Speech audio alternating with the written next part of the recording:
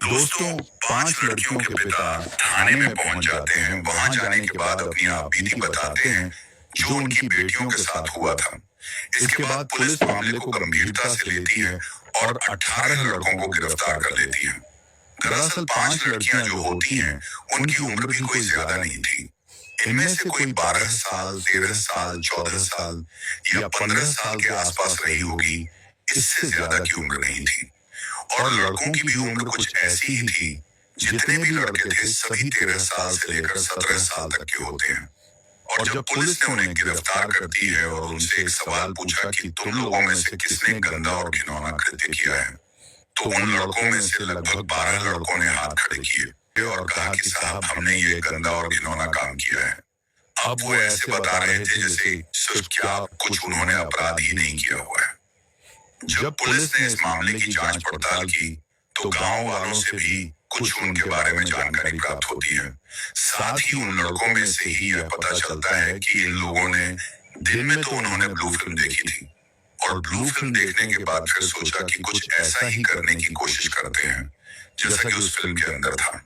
उसके जो होता है फिर अखबार, टीवी या फिर सोशल मीडिया के माध्यम से जब लोगों को पता चलता है तो पूरा प्रदेश इस मामले में बदनाम हो जाता है।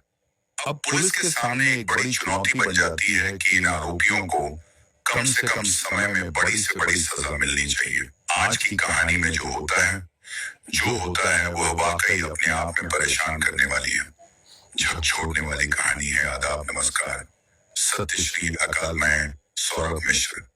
आज की जो सच्ची घटना मैं आपको सुनाने जा रहा हूँ, यह सच्ची घटना है। झारखंड प्रदेश का एक जिला पड़ता है। खूंटी और खूंटी जिले का ही एक थाना लगता है। रनिया, दरअसल रनिया की यह सच्ची घटना है और रनिया थाना क्षेत्र का ही एक जगह लगता है, उलिधातू। और इसी उलिधातू में एक शादी समारोह से पहले एक कार्यक्रम चल रहा था जो उस इलाके की एक प्रथा है। कार्यक्रम है जिसका नाम है लोटा पानी। लोटा पानी कार्यक्रम में जो परिवार के लोग होते हैं, रिश्तेदार होते हैं या फिर आसपास के लोग होते हैं जिनको इनवाइट किया जाता है, उन सभी को बुलाया गया था। ये कार्यक्रम था 21 फरवरी 2025 की शाम को और एक पास का ही गांव था और पास के गांव की 5 लड़कियां भी इस कार्यक्रम में शामिल होती हैं।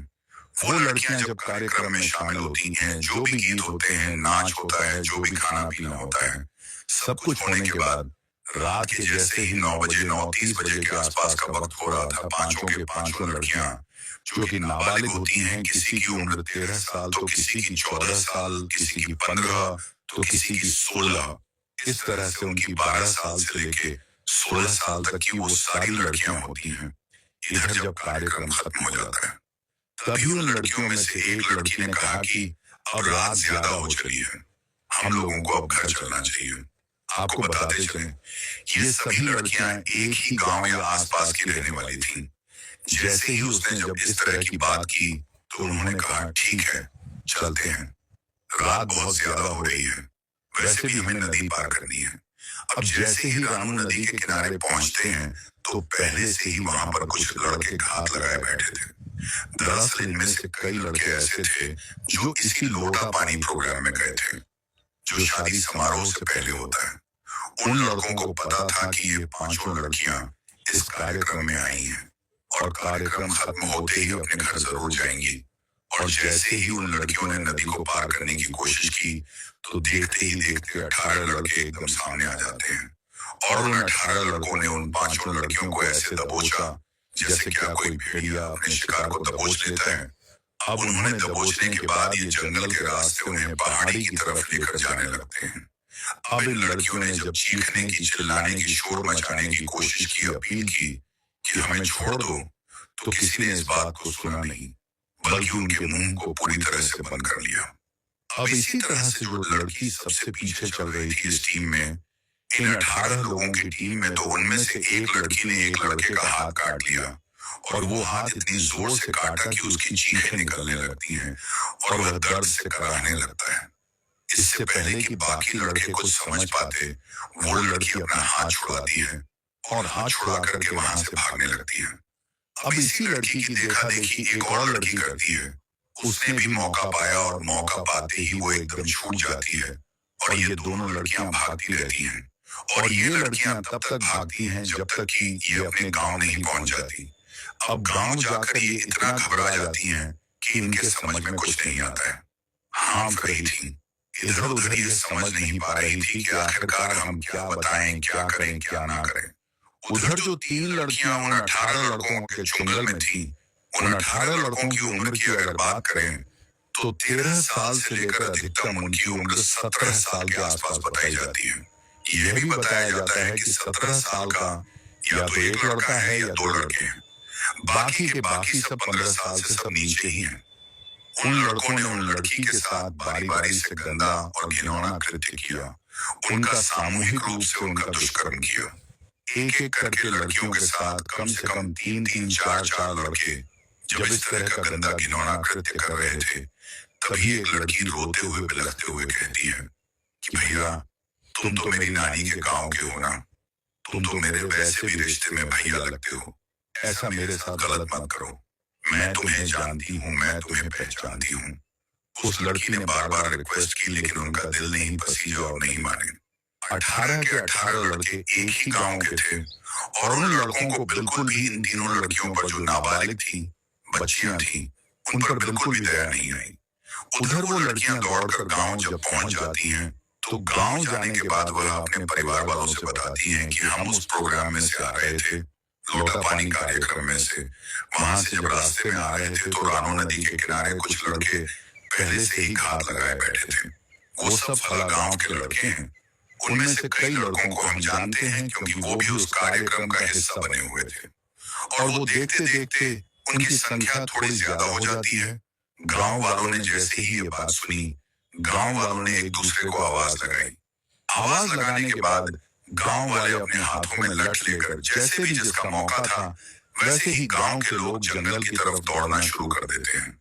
वो लोग दौड़ रहे थे और जोर जोर से आवाज लगा, और जब आवाज लगा रहे थे वो उन लोगों की आवाज सुनने के बाद उन 18 लड़कों ने देखा कि गांव की संख्या ज्यादा आ रही है। मौका देखते ही वो लड़कियों को छोड़ देते हैं और वहां से भाग जाते हैं। लेकिन तब तक तीनों लड़कियों की इज्जत आबरू लुट चुकी थी, बर्बाद हो चुकी थी। गांव वाले मौके पर पहुंचते हैं और लड़कियों को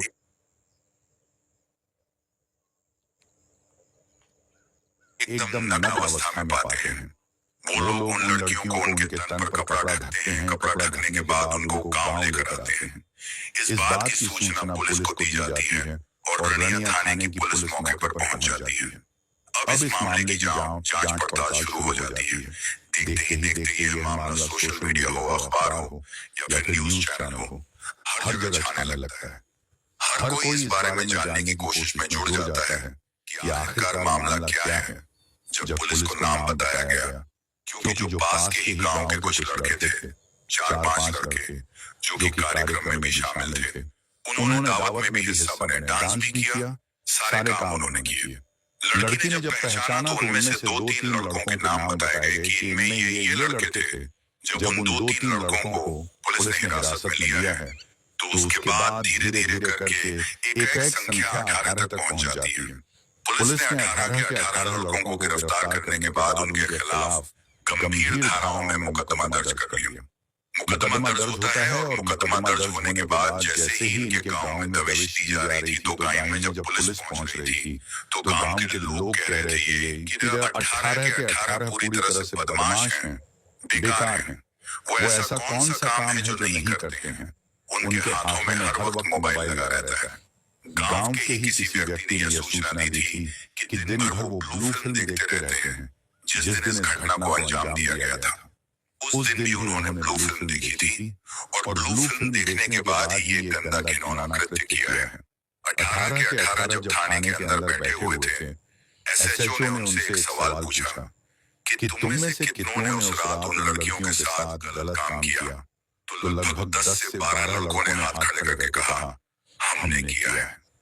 वो लोग तो ऐसे हाथ खड़े कर रहे थे जैसे उन्होंने बहुत बड़ा काम कर दिया है। कह रहे थे कि हमने ये गलत काम किया। उनके चेहरे पर जरा से भी कोई फिक्र नहीं थी कि उन्होंने ऐसा गंदा काम किया है।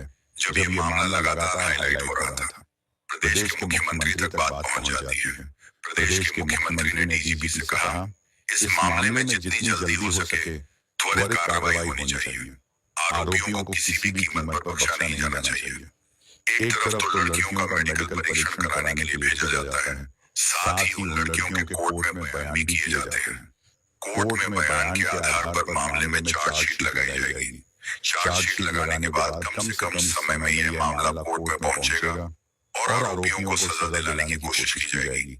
साथ ही जो लड़के हैं इनके बारे में बताया गया था, डीजीपी ने यह आदेश किया है कि जिसकी उम्र 16 साल से ज्यादा है उन लड़कों पर बड़े लोगों की तरह केस चलेगा।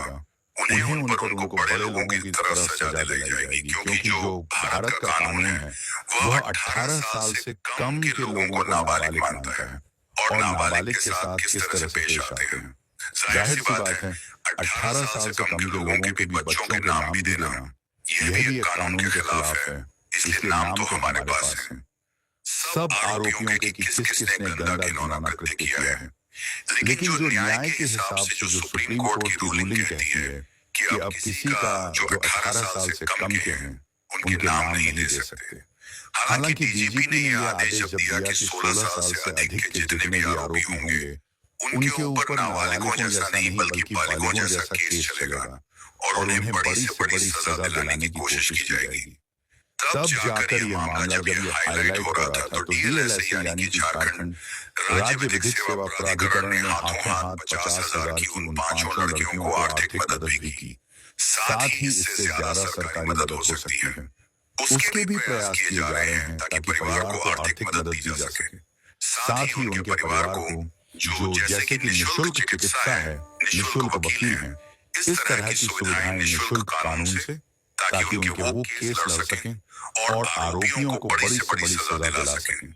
इसलिए उन्हें किसी भी तरह की किसी दिक्कत का सामना न करना पड़े। तो इसलिए उनके परिवार के लिए न केवल सरकार का बल्कि संस्थाओं का भी इस तरह का ही मामला है।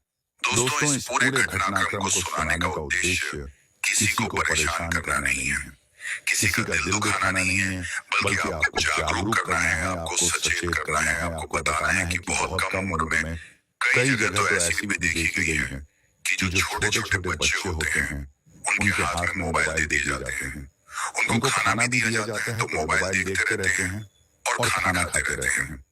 इस तरह से ना बच्चों में किस तरह की आदत पड़ सकती है सहज ही अंदाजा लगाया जा सकता है। और जब मोबाइल में अलग अलग पन्ने पलटे जाते हैं तो पता नहीं कब जाकर कोई गंदी चीज देखने को मिल जाती है और उसी के बाद फिर गंदी चीजों की लत लग जाती है। इन लड़कों को मोबाइल की लत लगी हुई थी और लत के साथ गंदी लत कब लग गई होगी इसका भी अंदाजा नहीं लगाया जा सकता। इसलिए आप अपने बच्चों को ना तो मोबाइल दें और मोबाइल दें तो कम से कम देखते रहे कि वो देख क्या रहे हैं, कर क्या रहे हैं। हालांकि इनमें से सिर्फ एक लड़के के अलावा बाकी कोई स्कूल वगैरह नहीं जा रहा था, ऐसी जानकारी भी मिलती है। लेकिन आप अपने बच्चों का हर वक्त हर समय ख्याल रखें, कहीं कोई गलत रास्ते पर ना चला जाए। आप सब लोग अपना ख्याल रखें, सुरक्षित रहे। जय हिंद, जय भारत, वंदे मातरम, जय श्री राम।